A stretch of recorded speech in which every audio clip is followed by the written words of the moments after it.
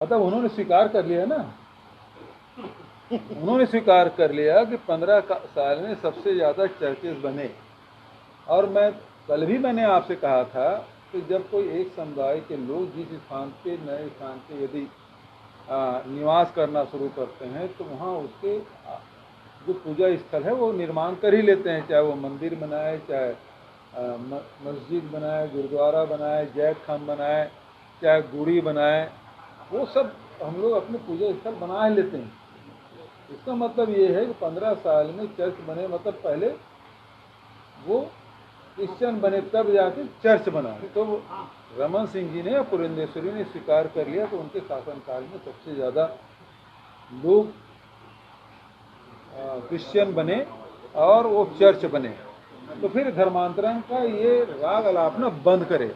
और मैं तो अभी भी कह रहा हूँ कि कोई जबरिया धर्मांतरण कराए, उसके यदि प्रकरण आते हैं तो हम सख्त कार्रवाई करेंगे। भूपेश जी का कहना कि चर्च बीजेपी के शासनकाल में बने, यदि इतना उनकी जानकारी थी तो 15 साल क्या कर रहे थे जब विपक्ष में बैठे थे, जब हम लोग सरकार में थे। आज तक किसी बात को लेकर चर्च के नए बन रहे हैं और विपक्ष के प्रदेश अध्यक्ष भी थे, कोई विधानसभा में कोई प्रस्ताव लाया, हम लोगों ने तो विधानसभा में बहस किया, चर्चा किया और धर्मांतरण के विरोध में बात किया।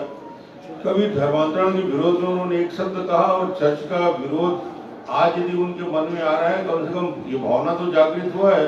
और भारतीय जनता पार्टी के शासनकाल में हमने इन सारे मुद्दों पे नजर रखी। ये धर्मांतरण भारतीय जनता पार्टी के झूठा प्रचार है।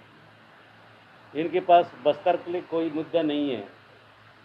आदिवासी लोग को पिछले समय चाहे लोकसभा हो, चाहे पंचायत चुनाव हो, नगर पालिका चुनाव हो, चाहे विधानसभा हो, एक भी जगह जीते नहीं हैं।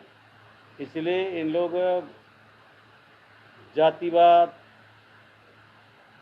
मुद्दा, कभी मुस्लिम का बात करेंगे, कभी ईसाई का बात करेंगे।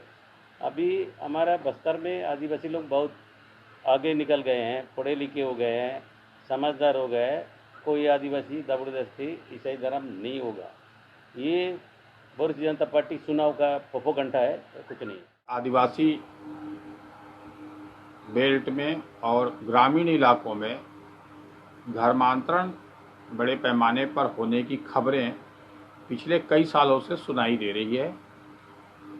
कभी प्रलोभन के जरिए से, कभी एक सुनियोजित अभियान की तहत हो रहा है, कभी संरक्षण में हो रहा है।